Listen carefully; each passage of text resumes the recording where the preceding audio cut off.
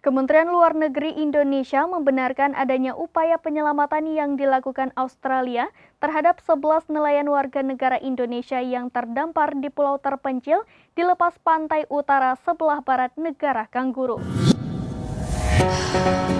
Kementerian Luar Negeri Indonesia membenarkan adanya bentuk upaya penyelamatan yang dilakukan Australia terhadap 11 nelayan WNI yang terdampar di pulau terpencil di lepas pantai utara sebelah barat negara Kangguru. Juda Nugraha, Direktur Perlindungan WNI Kemlu mengatakan, informasi yang diterima Konsulat Republik Indonesia di Darwin pada tanggal 17 April 2023 dari markas Australia Border Force. Juda mengatakan otoritas Australia telah melakukan penyelamatan 11 nelayan warga negara Indonesia yang terdampar di Pulau Bedwell, Rowley Shoals, Western Australia. Kapal mereka karam karena siklon tropis Lisa. Para nelayan tersebut telah menjalani pemeriksaan kesehatan di Rumah Sakit Broome dan telah dinyatakan sehat. Mereka dijadwalkan akan tiba di Darwin pada Rabu 19 April 2023.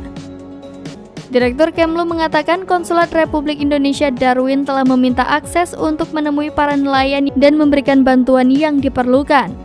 Proses repatriasi para nelayan di Indonesia juga akan dibantu oleh KRI Darwin. Berdasarkan koordinasi dengan instansi di Indonesia, para nelayan berasal dari Rutendao. Direktur Kemlu itu juga mengapresiasi pemerintah Australia atas nama pemerintah Indonesia atas bantuan yang diberikan. Demikian informasi terkini Syeda Rolun, saksikan terus berita lainnya di kanal YouTube Serambi News, website dan Facebook serambinews.com.